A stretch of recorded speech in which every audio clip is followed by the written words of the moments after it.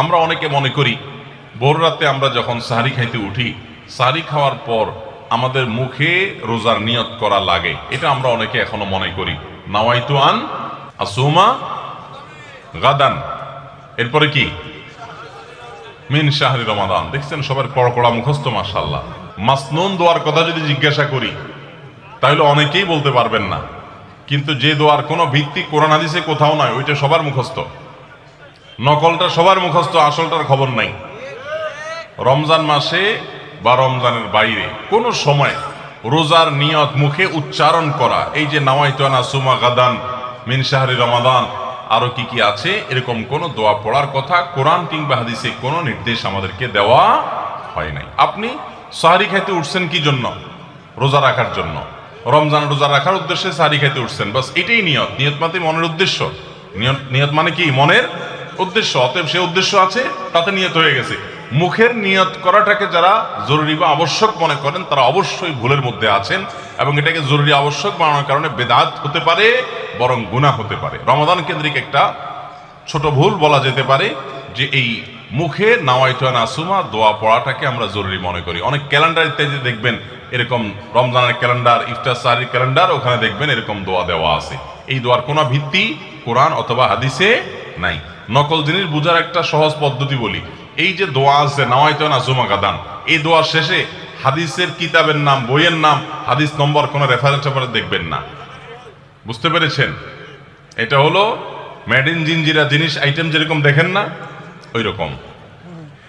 তো এই জন্য এটাকে একটা আমরা ছোট ভুল বলতে পারি রমাদান কেন্দ্রিক, যে আমরা মুখে নিয়ত করাকে অনেক আবশ্যক মনে করি। 5 নম্বর রমাদান কেন্দ্রিক আমাদের ভুল হলো, আমরা বেশিরভাগ মানুষ, শতকরা হয়তো 90%-এরও বেশি মানুষ, আমরা যারা রোজা রাখি, আমরা শুধুমাত্র পেটের রোজা করি।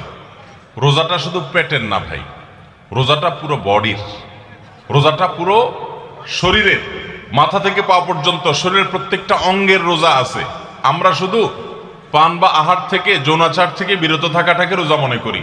আপনি চোখ দিয়া মোবাইলে হারাম জিনিস দেখলেন, যেই মেয়েকে দেখা আপনার জন্য অ্যালাউড না, আপনি তার ছবি দেখলেন, ভিডিও দেখলেন, সেটা নাটকের নামে, সিনেমার নামে, কোনো ভিডিওতে, কোনো শর্ট ভিডিওতে, টিকটকে, কোনো জায়গায় আপনি দেখলেন, আপনি অনলাইনে অফলাইনে দেখলেন, তাহলে আপনার চোখের রোজা নষ্ট হলো। আপনার হাতের রোজা নষ্ট হবে যদি হাত দিয়ে কোনো গুনাহের কাজ করেন।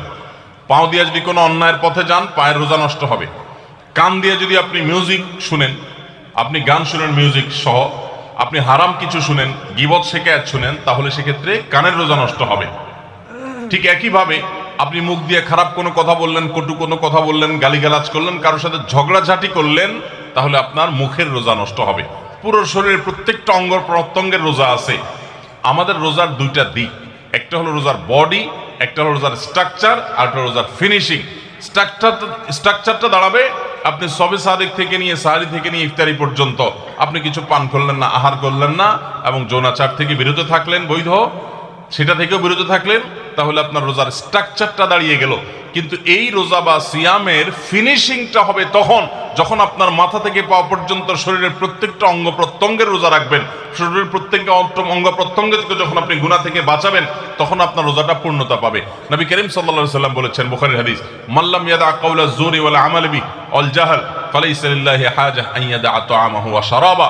যে ব্যক্তি রোজা রেখে মিথ্যা কথা বাদ দিল না, রোজা রাখছে আবার মিথ্যা কথা বলে, আবার যে ব্যক্তি মিথ্যা কাজ, প্রতারণা, 2 নম্বরে এই সমস্ত বাদ দিল না রোজা রেখে, যে ব্যক্তি মূর্খতা সুলভ কাজ করলো, এই ব্যক্তির রোজা রাখে উপবাস থাকায় আল্লাহর কোনো ঠেকা পড়ে নাই, অর্থাৎ তার নিজের কোনো লাভ হয় না, তাহলে এটা উপবাস থাকা ছাড়া আর কি। ঠিক একইভাবে নবী করিম সাল্লাল্লাহু আলাইহি সাল্লাম বলেছেন, কোন ব্যক্তি রোজাদার অবস্থায় কেউ যদি তার সাথে বিবাদে লিপ্ত হতে আসে, ঝগড়া করতে আসে, সে বলবে ইন্নী সায়েম, তোমার কথার বহুত জবাব দেওয়ার ছিল, কিন্তু আমি রোজাদার আছি, সো আমি তোমার সাথে কথা বাড়াতে চাই না। ভাইরা আমার, আমাদের রোজার সবচেয়ে বড় ভুল যদি আপনি আমাকে জিজ্ঞেস করেন, তো আমি বলবো সবচেয়ে বড় ভুল হলো যে আমরা রোজা রেখে নানান পাপাচারে লিপ্ত হই, নানান গুনাহে লিপ্ত হই। আমরা রোজা শুধু পেটের রাখি, আমরা আমাদের শরীরের অন্যান্য অঙ্গ প্রত্যঙ্গের রোজা রাখতে পারি না। রোজা মনেরও করতে হয়, মন দিয়ে কোনো খারাপ চিন্তা করব না, খারাপ জল্পনা কল্পনা করব না, অন্যায় কোনো কিছু করব না, মনের ভিতরে হিংসা রাখবো না, বিদ্বেষ রাখবো না, কারোর প্রতি শত্রুতা রাখবো না, এটা মনের রোজা। আর পুরা শরীর যখন রোজা রাখবে তখন এই ব্যক্তি হবে এমন রোজাদার যেই রোজার স্ট্রাকচারও ঠিক আছে, ফিনিশিংও ঠিক আছে, পূর্ণাঙ্গ রোজা রেখে এই ব্যক্তি রাইয়ান নামক গেট দিয়ে প্রবেশের উপযোগী। এই ব্যক্তি স্বয়ং আল্লাহর কাছ থেকে কিয়ামতের ময়দানে সেই মহাপুরস্কারের উপযুক্ত। এই ব্যক্তি সিয়ামের মাধ্যমে কোরআন এবং হাদিসে যত পুরস্কারের কথা বলা আছে সবগুলোর উপযুক্ত হতে পারবে। যে ব্যক্তির রোজা তাকে শুধু পেটের চাহিদা থেকে তাকে দূরে রাখে না, বরং শরীরের সমস্ত অঙ্গ প্রত্যঙ্গ দ্বারায় সমস্ত পাপাচার থেকে বিরত থাকার সংগ্রাম করে, নিয়ত করে, চেষ্টা করে এবং সেটা বাস্তবায়ন করে। আল্লাহ আমাদের সবাইকে তৌফিক দান করুন। ভাইরা আমার, তাহলে 5 নম্বরের ভুল বললাম যে রোজা রেখে আমরা অনেকেই নানান রকমের পাপাচার লিপ্ত হই। আমরা এগুলো ছাড়বো তো ইনশাআল্লাহ। আল্লাহ সুবহানাহু ওয়া তাআলা বলেছেন কেন রোজা ফরজ করা হয়েছে, লাআল্লাকুম তাত্তাকুন, যেন আমরা মুত্তাকি হতে পারি। মুত্তাকি হওয়া, গুনাহ ছাড়া, পাপাচার ত্যাগ করা, এটা রোজার উদ্দেশ্য। এটাই যদি না হয় তাহলে রোজার কোনো অর্থ থাকতে পারে না।